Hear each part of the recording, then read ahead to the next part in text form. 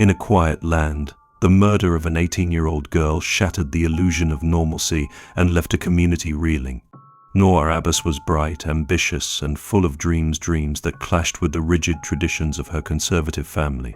When her secret relationship with James, a classmate from a different background, was uncovered, it ignited a chain of events that ended in a horrifying tragedy. What unfolded wasn't just a tale of love and betrayal, but a chilling exploration of the lengths people will go to in the name of honor. As the truth unraveled, it became clear that this was no ordinary crime, but the ultimate act of control, and its shocking conclusion left everyone questioning where the line between tradition and cruelty should be drawn. The morning in the quiet suburban neighborhood began like any other.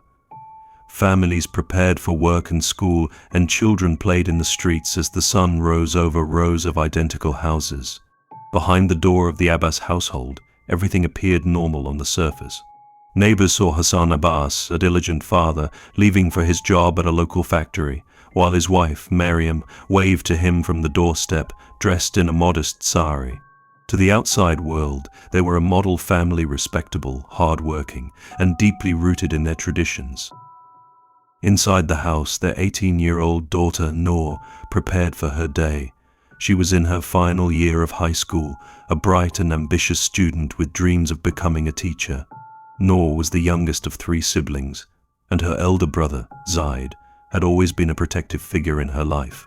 He took his role as the eldest son seriously, believing it was his duty to uphold the family's values and ensure that his siblings followed the same path. Noor, however, was changing in ways her family couldn't fully understand. Over the past few months, she had become quieter, more withdrawn. She spent long hours in her room and often seemed distracted. Maryam chalked it up to the pressures of school and growing up, but Zaid noticed something different. He began to see subtle shifts in Noor's behavior, changes in her routine, a newfound attachment to her phone, and unexplained absences from home. What no one in the family knew was that Noor had met someone. It had started as a chance encounter during a school project. James, her classmate, had been assigned as her partner, and over weeks of working together, their connection deepened. James was different from anyone Noor had ever met. He was warm, open-minded, and unafraid to challenge her views. He introduced her to a world of freedom and individuality she had only read about in books. Their friendship quickly grew into something more. Noor found herself sneaking out to meet James, sharing moments of happiness that felt like stolen treasures. But as her love for him deepened, so did her fear. She knew her family would never accept James. They came from different worlds, and the thought of her parents' reaction left her paralyzed. Yet Noor convinced herself she could balance both lives without one bleeding into the other. Zaid, however, wasn't so easily fooled. One evening he accidentally glimpsed Noor's phone screen, which she had carelessly left unlocked. The messages he saw made his blood run cold. At first he told himself it was a misunderstanding, but as the days passed, Zaid's suspicions only grew stronger. He noticed Noor leaving the house more often and smiling at her phone when she thought no one was looking. His unease grew into anger, and anger into a silent determination. While Noor dreamed of a future with James, Zaid watched her every move, his heart heavy with a mixture of betrayal and duty. What Noor didn't realize was that her secret wasn't as safe as she thought, and her actions were about to unravel in ways she could never have imagined. The confrontation between Noor and Zaid came late one evening, and it shattered the fragile peace in their home. Zaid had been watching her closely for weeks, piecing together the details of her secret life. That night, he couldn't hold back anymore. He waited until their parents were asleep before approaching her in the kitchen. His voice was quiet but firm, and his words hit Noor like a slap. "You've betrayed our family," Zaid said, his tone dripping with anger and disappointment. Noor froze, her mind racing to understand what he knew. She tried to deny it, but Zaid cut her off. He had seen the messages, the late-night outings, and the signs she thought she had hidden so well. Noor's heart pounded as she tried to explain, her words tumbling over one another. She begged him to understand that her relationship with James wasn't meant to hurt anyone. It was about her happiness, something she had never dared to pursue before. But Zaid wasn't listening. To him, Noor's actions weren't just a personal choice, they were a betrayal of their family, their values, and everything they stood for. From that moment, Zaid's behavior changed. He became colder, distant. Noor could feel his disapproval in every glance, every dismissive response. She wanted to repair their relationship, but Zaid wouldn't let her. He was too focused on what he believed was his duty to protect their family's reputation. The tension in the house grew unbearable. Noor's mother, Maryam, noticed the shift but dismissed it as typical sibling arguments. Hassan, her father, was too busy with work to pay much attention. Noor felt utterly alone, caught between Zaid's simmering anger and her parents' obliviousness. Meanwhile, James noticed the change in Noor as well. She became more withdrawn, her texts shorter and less frequent. When they met in person, she seemed distracted, always looking over her shoulder. James tried to comfort her, but Noor couldn't bring herself to tell him the full truth. She was afraid of burdening him with her problems, and even more terrified of what might happen if her family found out about their plans to leave. Zaid, on the other hand, was spiraling. His anger consumed him, and he convinced himself that Noor's actions were a direct threat to their family's honor. He began to rationalize that he was the only one who could put things right. His sense of duty overshadowed everything else: his love for his sister, his understanding of her feelings, and even his own moral compass. Noor, unaware of how deeply Zaid's anger had festered, tried to focus on her escape plan. She knew she couldn't stay in her home much longer. Every interaction with Zaid felt like a ticking time bomb, and she feared what would happen if it went off. She told James she was ready to leave, but they needed just a little more time to figure out how. What Noor didn't realize was that time was running out faster than she thought. The day started like any other, but the unease in the Abbas household was impossible to ignore. Noor could feel Zaid's cold stares following her wherever she went. She kept her head down, trying to avoid any confrontation, but the tension between them was suffocating. She could sense that something had shifted, though she couldn't quite figure out what. That evening, Noor retreated to her room, clutching her phone like a lifeline. She exchanged hurried texts with James, finalizing the details of their plan. She had packed a small bag and hidden it at the back of her closet. All she needed was one more night, and she would be gone. For the first time in weeks, she felt a glimmer of hope. Zaid, however, had reached his breaking point.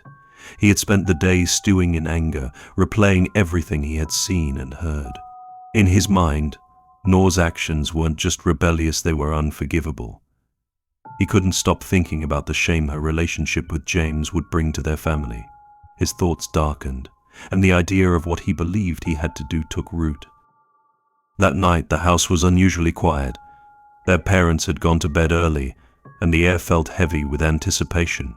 Noor was lost in her thoughts when she heard a knock on her door. Her heart sank as she saw Zaid standing in the doorway. His expression was cold, his jaw clenched tightly. Before Noor could react, Zaid stepped inside and closed the door behind him. His presence was suffocating, and she could feel the anger radiating from him. She tried to speak, to diffuse whatever was about to happen, but the words caught in her throat. What happened next was quick and brutal. Zaid's rage boiled over, and in that moment he acted on the dark thoughts that had consumed him. Noor barely had time to cry out before it was too late. The silence that followed was deafening. Zaid stood over her, his chest heaving as he tried to process what he had done. The weight of his actions settled on him like a crushing force, but he didn't feel regret. In his mind, he had done what was necessary to restore their family's honor. The rest of the family didn't discover what had happened until later that night. Maryam went to check on Noor, only to find her lifeless body. Her scream shattered the silence, waking Hassan and sending Zaid rushing to the room. He pretended to be shocked, playing the role of the concerned brother. The police arrived shortly after, and the once quiet house became a scene of chaos. Officers questioned the family, piecing together the events leading up to Noor's death. Zaid's calm demeanor raised suspicions, and it wasn't long before the inconsistencies in his story began to unravel. By the end of the night, Zaid was arrested. The image of the perfect Abbas family was destroyed, replaced by headlines and whispers of betrayal and tragedy. For the neighborhood, it was a shocking fall from grace.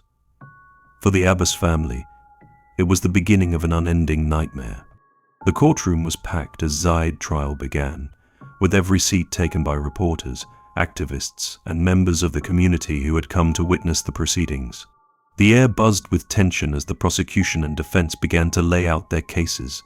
The once private tragedy of the Abbas family was now a public spectacle, dissected under the harsh light of media scrutiny. The prosecution painted Zaid as a cold-blooded killer, a man who had taken it upon himself to act as judge, jury, and executioner. They detailed the events leading up to Noor's death, presenting evidence of Zaid's escalating anger and his obsession with protecting his family's reputation. Witnesses testified to Noor's struggles, describing her as a bright young woman trapped between her own desires and the suffocating expectations placed upon her. Her relationship with James became a focal point, a symbol of her yearning for freedom. James's testimony was particularly poignant. He described Noor's fear in the weeks before her death, the way she had confided in him about her family's strict rules and Zaid's growing hostility. He spoke about their plans to escape and how Noor had dreamed of a life where she could pursue her education, her passions, and her love without fear of judgment or reprisal. His words brought many in the courtroom to tears, highlighting the vibrant life that had been tragically cut short. The defense, on the other hand, took a different approach. They acknowledged Zaid's actions but framed them as the result of immense cultural and societal pressure. They argued that Zaid had been raised in an environment where family honor was paramount, where protecting that honor was seen as a sacred duty. They presented him as a man overwhelmed by expectations, pushed to the brink by a situation he couldn't control. Zaid himself remained stoic throughout the trial, showing little emotion as the events of that fateful night were recounted. When he took the stand, he admitted to killing Noor but described it as an act of necessity. His words were chilling, revealing the depth of his belief that her actions had threatened the family's honor and, by extension, their entire way of life. Outside the courtroom, public opinion was divided. Some saw Zaid as a monster, a relic of outdated and oppressive traditions. Others viewed him as a tragic figure, a man who had been driven to an unthinkable act by forces beyond his control. The case sparked heated debates about the clash between tradition and modernity, about the role of cultural values in a world that was rapidly changing. Activists used Noor's story as a rallying cry for reform, while others criticized the media's sensationalized portrayal of the case. As the trial drew to a close, the jury deliberated for hours before reaching a verdict. Zaid was found guilty of murder, his sentencing a grim conclusion to a tragedy that had left an indelible mark on the community. Yet for those who had loved Noor, the verdict offered little solace. The loss of her life was a wound that would never truly heal. Months after Zaid's conviction, the Abbas family struggled to piece their lives back together. The once respected family had become the subject of endless speculation and judgment. Miriam rarely left the house, her grief visible in her sunken eyes and frail frame. Hassan, once a proud and stoic father, seemed to age overnight, retreating into silence. Their home, once filled with warmth and laughter, was now a place of shadows and sorrow. James, too, was grappling with his own grief. He spent countless sleepless nights replaying memories of Noor in his mind, the way she had laughed, the way her eyes lit up when she talked about her dreams. He couldn't shake the feeling that he had failed her, that he should have done more to protect her. One evening, while sorting through Noor's belongings, James made a startling discovery. Hidden in the lining of her suitcase was a small, leather-bound journal. Its pages were filled with Noor's handwriting, a mixture of hurried scrawls and neatly written entries. As James read, he felt as though Noor's voice had been brought back to life. The journal revealed Noor's deepest thoughts and fears. She wrote about her love for James, her struggles with her family's expectations, and her growing fear of Zaid. In one entry, dated just days before her death, Noor described a chilling realization she believed Zaid had discovered her secret. She wrote about the way he watched her, the coldness in his eyes, and her increasing sense of danger. Most heartbreaking of all was an entry where Noor expressed her hope for reconciliation. She had planned to confront her parents, to explain her feelings and ask for their understanding. She believed, even in the face of Zaid's hostility, that there was still a chance for peace. But she also knew the risks, and the journal detailed her plan to leave that very night if things went wrong. James shared the journal with the authorities, hoping it might bring some measure of justice or at least keep Noor's story alive. The media latched onto the new revelations, reigniting public interest in the case. Noor's words painted a vivid picture of a young woman caught between two worlds, a symbol of the many others like her who faced similar struggles in silence. For the Abbas family, the journal was a painful reminder of what they had lost. Miriam wept as she read Noor's words, while Hassan retreated further into himself. Zaid, locked away in his cell, refused to read the journal, unwilling to confront the reality of what he had done. Noor's story became a symbol of both tragedy and hope. Activists used her name to campaign for awareness and reform, while others reflected on the ways tradition and modernity could coexist without destroying lives. For James, the journal was a bittersweet treasure, a final connection to the woman he had loved and lost. In the end, Noor's legacy was one of courage and resilience, a reminder of the cost of silence and the importance of fighting for one's dreams. Though her life was cut short, her story lived on, inspiring others to speak out and seek a world where love and freedom could thrive.